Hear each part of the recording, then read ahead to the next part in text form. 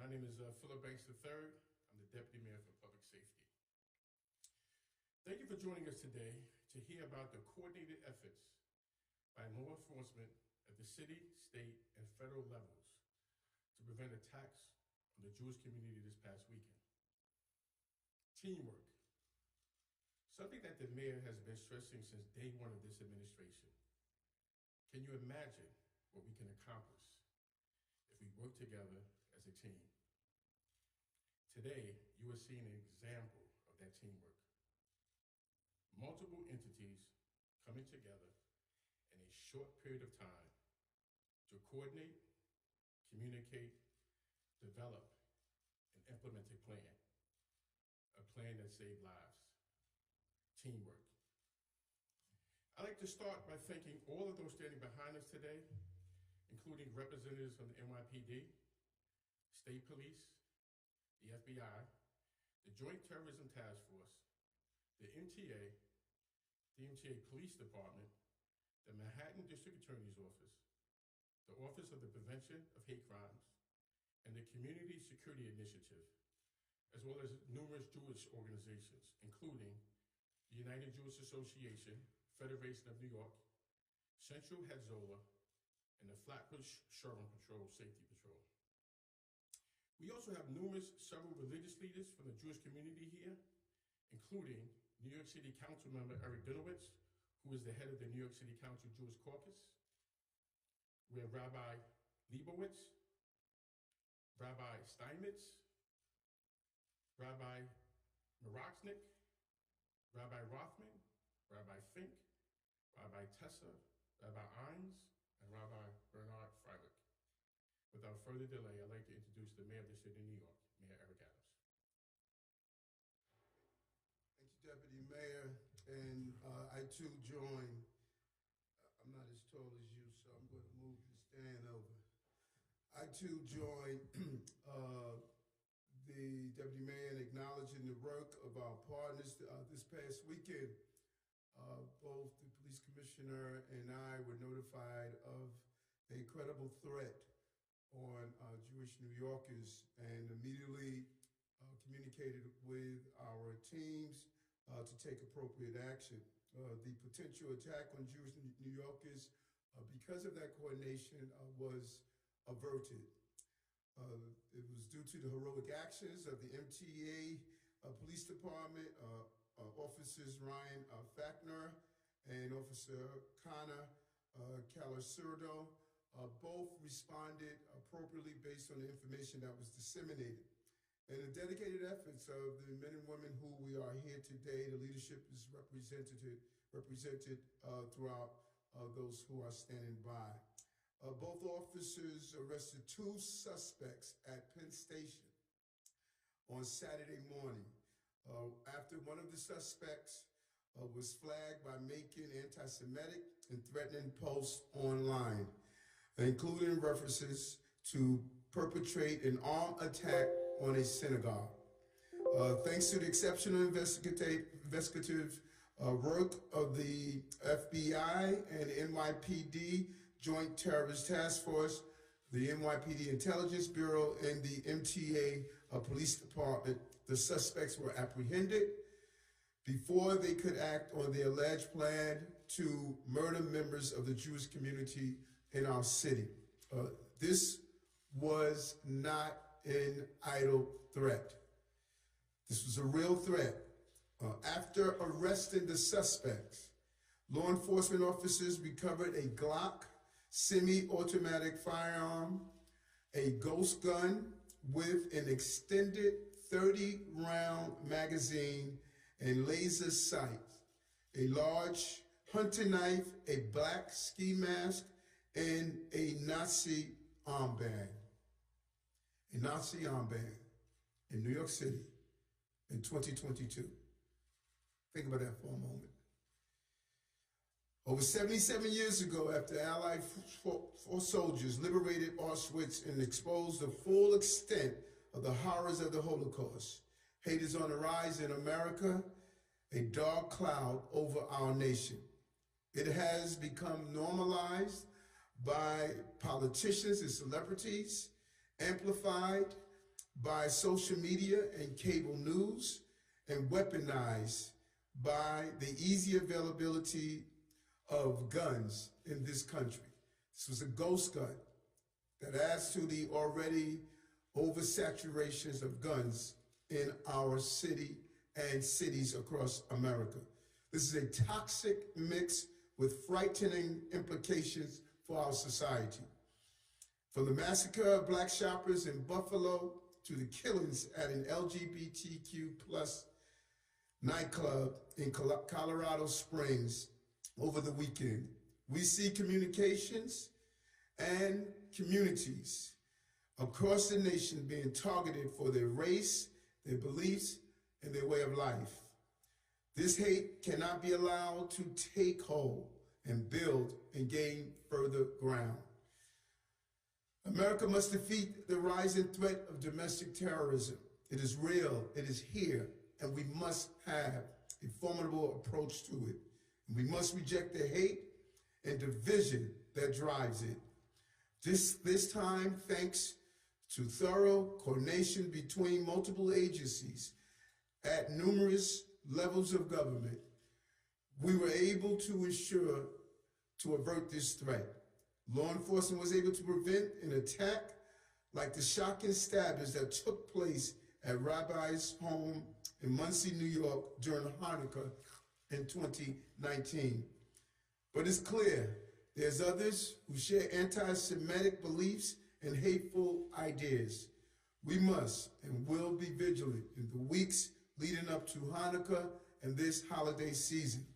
And the NYPD will do its part. And I want to say thank you to everyone that's here that participated in the coordination over the weekend and the coordination during this holiday season. And I want to salute the leadership of Commissioner Keishan Sue for a quick action and coordination with the men and women of our police department to avert this threat. There are a lot of critics out there, but I hope today they can and understand what the NYPD does every day for the city of New York. Protecting communities, families, and New Yorkers of every faith from the violence that some want to inflict. Keeping our Jewish communities and other communities safe in the face of rising threats and anti-Semitism. Getting dangerous weapons off our streets and fighting the rise of violent domestic extremism in this country. As the mayor of the largest Jewish community in the United States, it is my sacred duty to protect Jewish New Yorkers and this entire community from anti-Semitism and bigotry. In my administration, we know this is one of our highest priorities, is to protect all New Yorkers from violence and crime. We will continue to be vigilant and protect the communities involved in general, but specifically the Jewish community, with every resource that's necessary. Because hatred and anti-Semitism will not take foothold in our city. No one should feel threatened walking down the street or traveling on the subway. No one should ever feel threatened walking into their synagogue or place of worship. We're going to fight the rise in anti-Semitism and extremism and continue to support our law enforcement communities. Again, we want to thank all who were involved. Thank you very much. Next, we'll hear from the Commissioner of the City of New York, Commissioner Keishan Sue. Thank you, Mr. Mayor. Good morning. Thank you all for being here. In addition to our partners, I am pleased to be joined by Deputy Chief John Hart of our Intelligence Bureau, who was a big part of this investigation from the very beginning. The focused collective efforts of the NYPD and our partners were able to uncover, investigate, and most importantly, stop a threat to our Jewish community. This was an urgent, multi-agency operation to address danger that was developing in real time. This is a clear example of public safety being a shared responsibility. It takes all of us working together to effectively safeguard the people we serve. And these partnerships that we are highlighting today are at the heart of that effort. We have to remain vigilant and monitor threats of any kind, symbols of hate, written online or posted on social media every day. The job of the NYPD and our colleagues here is to put public safety first and protect the people of this city. We coordinated with our partners. We communicated, organized, and established a plan. And the result was a high level of committed collaboration that averted a threat of targeted violence. It is important that our communities know that we will never tolerate hate or violence in New York City. We will use our resources and partnerships to stop, investigate, arrest, and hold accountable anyone who threatens the safety of the people of this city. Deputy Mayor Banks. Thank you, Commissioner. Now we're going to hear from Mike Driscoll, the Assistant Director of the FBI New York Field Office.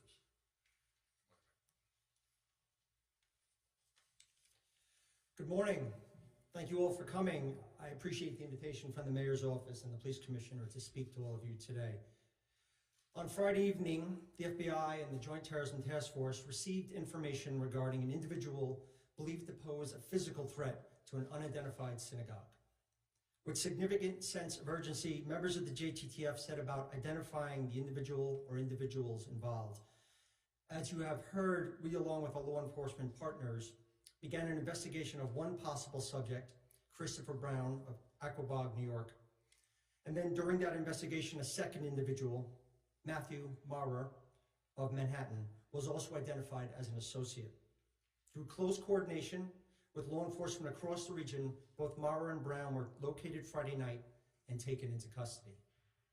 At the current time, we have no information to indicate there is any continued threat to the Jewish community or to any community here in New York associated with this case. Both subjects are both facing state charges. No decision has been made yet regarding possible federal charges. That investigation continues.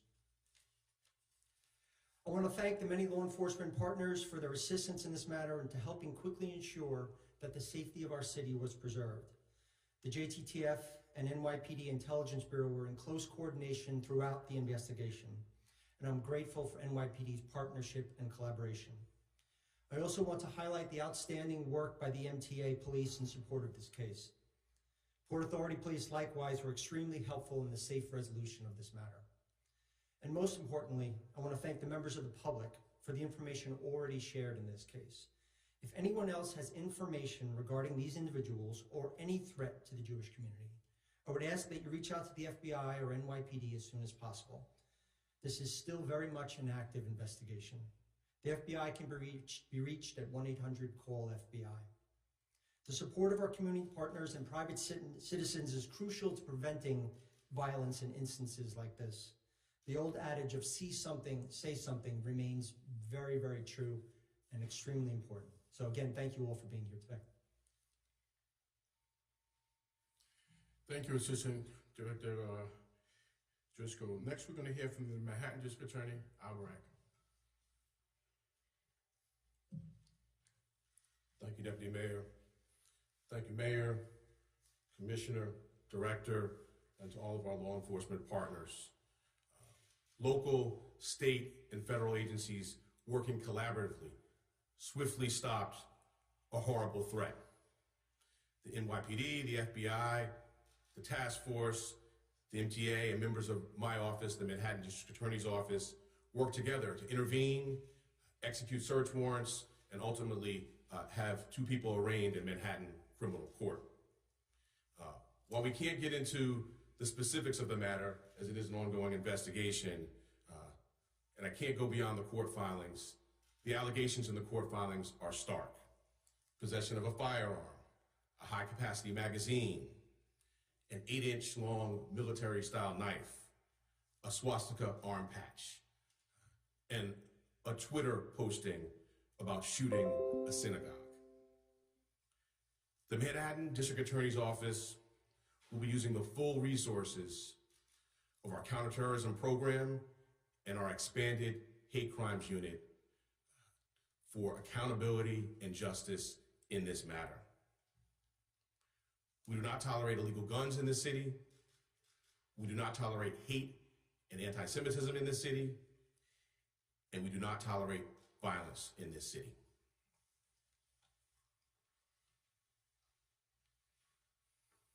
Thank you, District Attorney. Next, we're going to hear from the CEO of the MTA, Jano Lieber.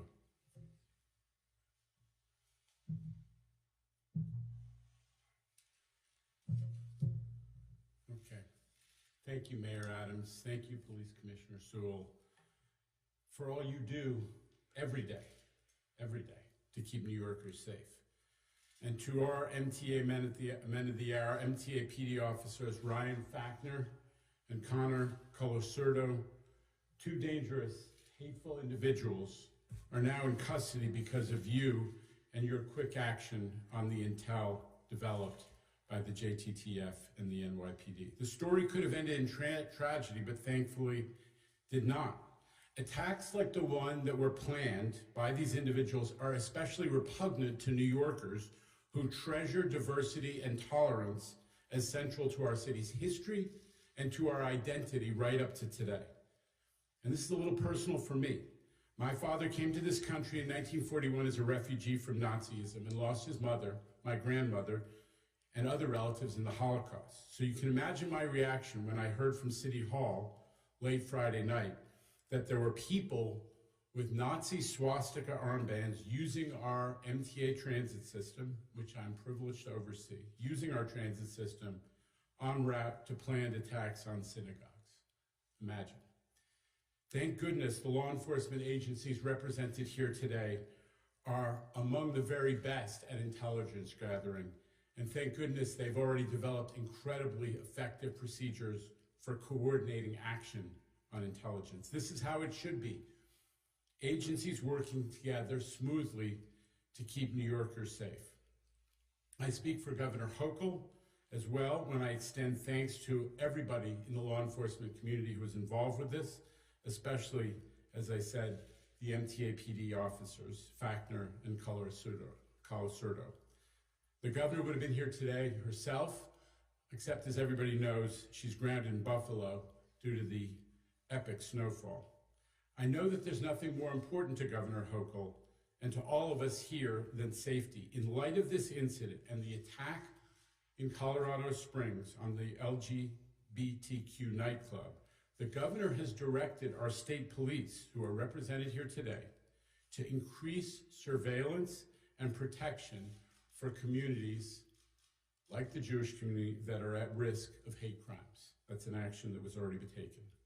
We will continue to work closely with our partners at the NYPD, the state police, and all local and federal law enforcement to keep our people safe. The MTA has never had a better relationship with City Hall and Albany, and that's because of the leadership at the top, Mayor Adams. Thank you and your police department for everything you are doing to keep New Yorkers safe.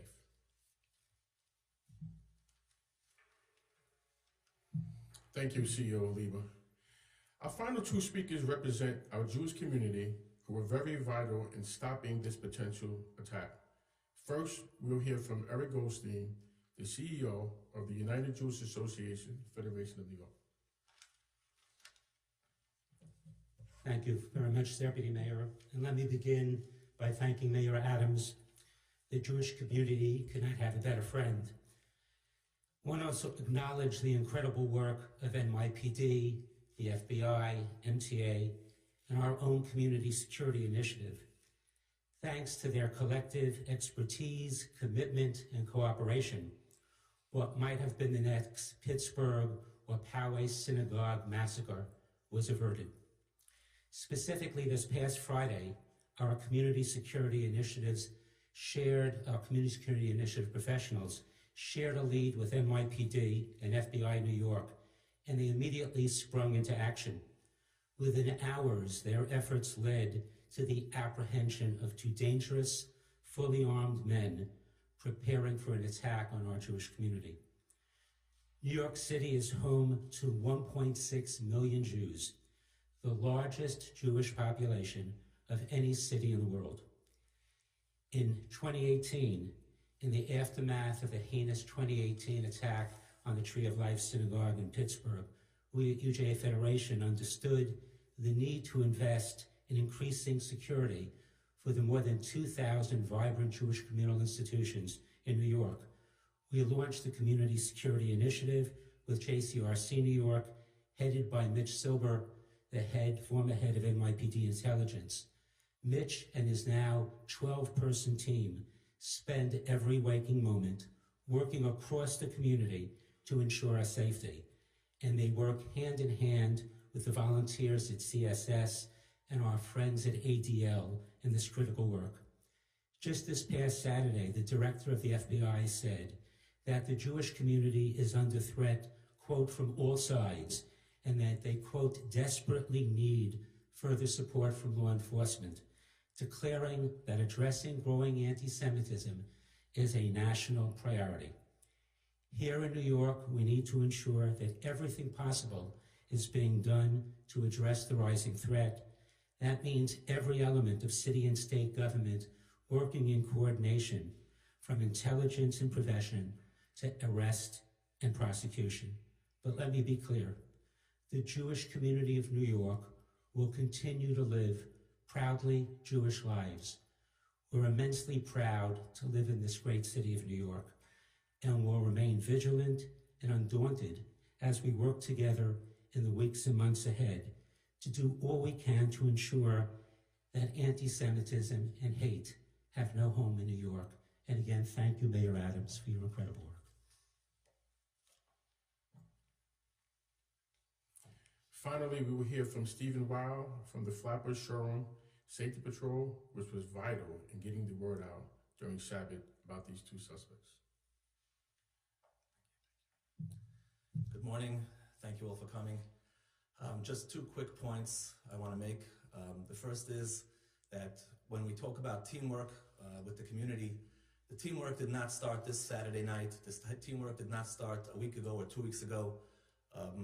Probably a week after the mayor took office, he came to Brooklyn, he sat down with us, he sat down with Hatzalah, he sat down with Shomrim, and he has a deep understanding of what we do, and he definitely reached his hand out and said any help that we will need at all, at any time, he will make every resource available. And we've had many anti-Semitic attacks that have happened. Not everything hits the news, but in each case, somebody from the mayor's office was involved, gave us guidance, the police department got involved, and this is an unprecedented relationship that we have right now with the mayor's office, the Jewish community, and the police department, and the information that flows is incredible, that we can get such sensitive information and that they can have the trust in us to relay that to the community in a calm manner and a professional manner.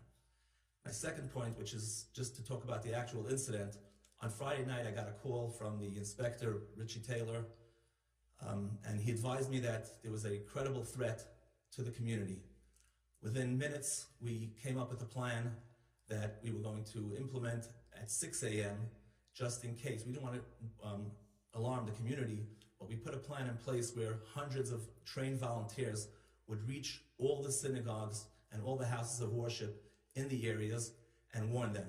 But we waited because we figured the agencies that are standing right here know who the perps are, know who these suspects are, and hopefully they will apprehend them by then and we would avoid alarming the community. And that's exactly what happened.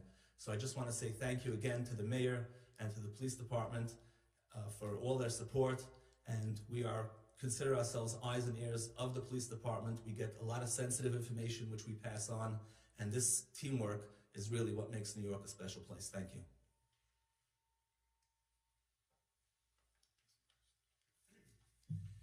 Thank you, Steve. Now we'll kick it to Fabian for on-topic Q&A. And we just want to just keep in mind this is an active investigation, and so we're not going to go into the details of any investigation. And my staff just updated me. The gun that we had was a hidden serial number, but it wasn't a ghost gun. Let's open for any on-topic. Take a few on-topic. Says that she's providing resources to communities to help combat any potential threats, like state police. Are you guys working with her, and how is that? What does that look like here in New York City? Complete coordination with the governor's office. As we stated throughout the year, she has been an amazing partner. identifying the resources we need to combat all forms of violence. You know, thus far this year, we've removed over 6,500 guns off the street. This is one of them. This was a fully loaded gun. And so it's imperative that whatever resources we need, we communicate with the state police, and she has been forthcoming in making sure we receive those resources.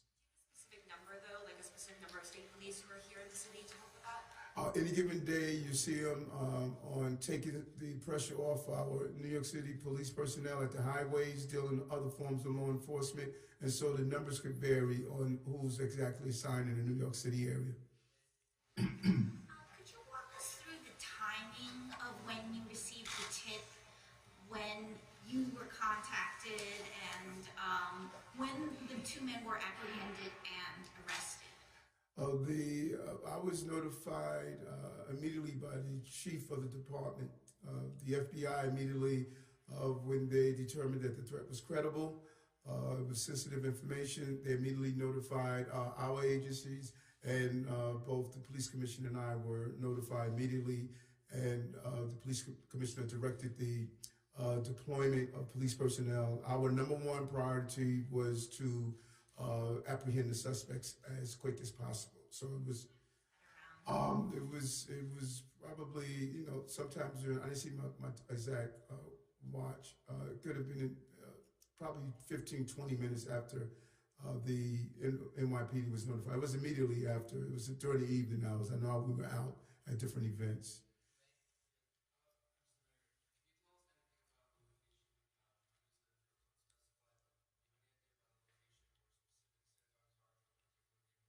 No, not at this time.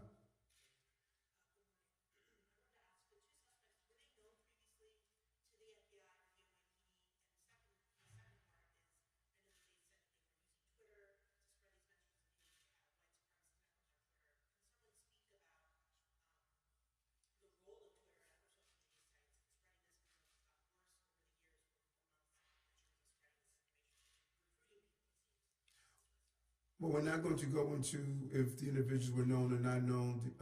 As the FBI and the DA office stated, it's still an active investigation, and we don't want to do anything that's going to jeopardize that. But we will respond to the role of social media. We've talked about this often. The social media must become more responsible in the spreading of hate and organizing and allowing their platforms to be used as an organizing tool. We saw what happened in Buffalo. The individual involved was radicalized not by his parents, not by his family. They were radicalized by this new community that is really giving life through social media.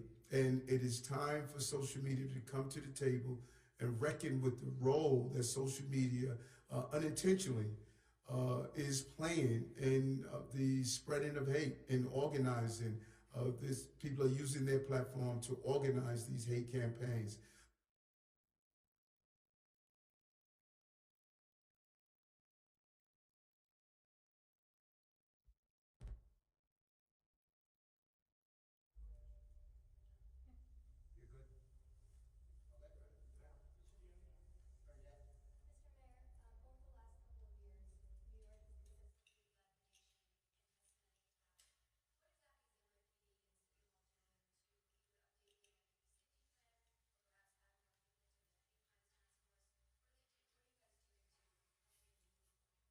Well, one, what we're doing is what we did today, and that's why we're here. It's coordination. And dealing with specifically anti-Semitism is not just a law enforcement issue. We need to stop the feeders of anti-Semitism. That is why we partnered with the ADL and other organizations, the Anti-Defamation League and other organizations, to say, how do we create environments where hate cannot grow in our cities? We're doing it in the Department of Education. We're doing it in collaborations with some of the organizations that are mentioned here, with partnership, the Board of Rabbis, Rabbi Petaznik, and others. We know we have to stop the feeder of hate in our cities, in all the different groups in this city. And then we must have a real law enforcement response. The commissioner immediately put new leadership over at the hate crime unit because we wanted to be clear that if there are those who are using hate to target people in the city, we want those cases investigated, want the people apprehended, and we want to make sure that they're prosecuted to the full extent of the law. It would appear, Mayor, that this was a very close call in the Jewish community here in New York. Can you characterize that for us? You know, we cannot take these cases lightly. Who would have thought what happened in Buffalo? An individual will take a weapon and walk into a supermarket. These are real threats. And we did not, I want to really take my hat up to the FBI. They did not take any chances here. They immediately notified the agencies in the city and allowed us to kick in gear the communication network that we've already had in place that included some of the local security patrol, because we know during Jewish religious observance, it is difficult to get communications out. And so to have the local security patrols able to put a plan in place to immediately notify before synagogues open, that was a huge undertaking and something we can't miss. But to have a person armed would have the means, the hate, and the desire to carry out a crime of this magnitude is serious. We averted that step. Can you just give us a little more detail about the arrest in Penn Station?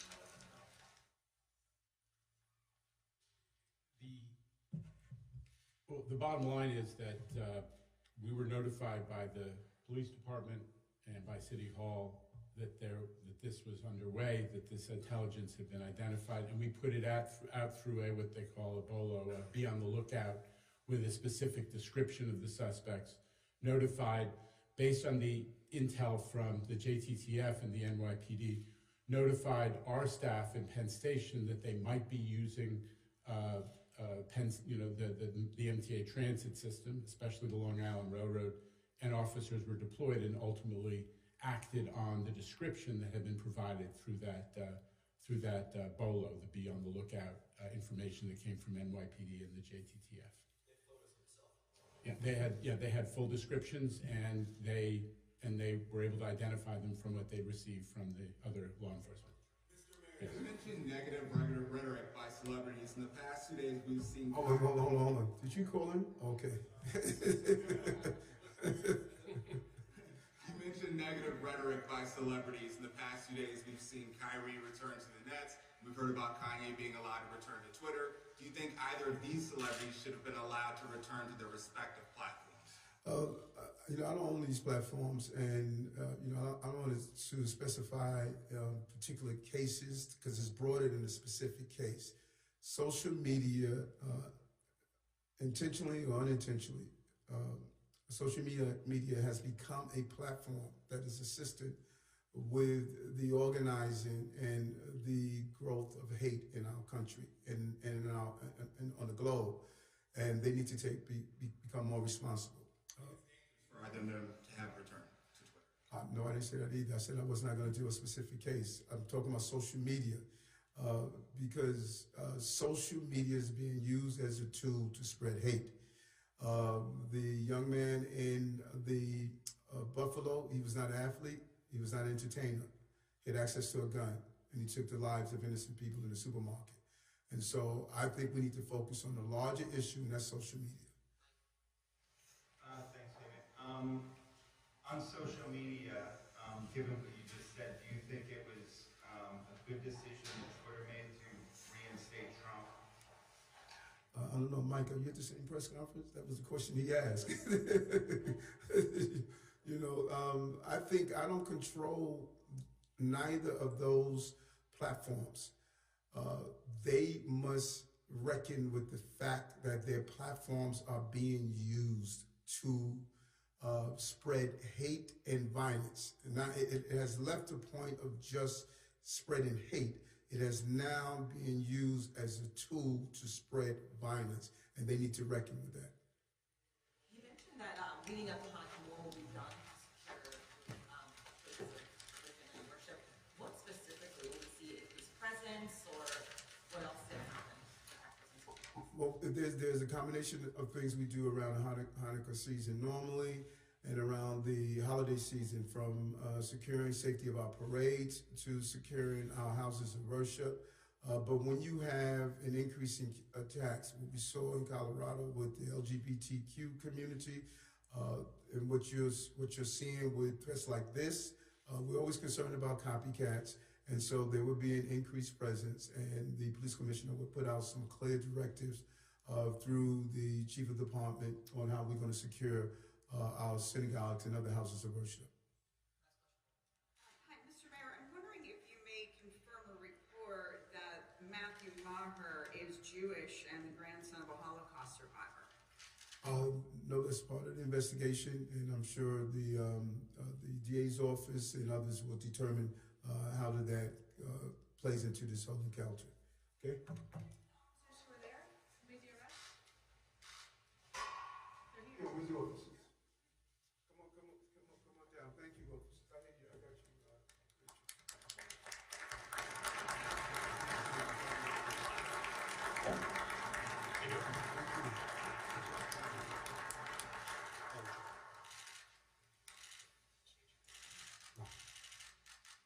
Can you tell us what happened? We were just on patrol at Penn Station, like everybody was just repeating up here. It was a joint task force. They put out the bolo for the individual, Chris Brown, and they said he might have been traveling to the subway to Penn Station to take the Long Island Railroad. We were up at 34th and 7th, 34th Street and 7th Avenue, when we saw him actually walk in with his friend. They both walked in through the entrance. We followed him down the escalator, stopped him, and made the arrest. Did they fight back at all? No, they were completely compliant. Mine? Ryan Fackner.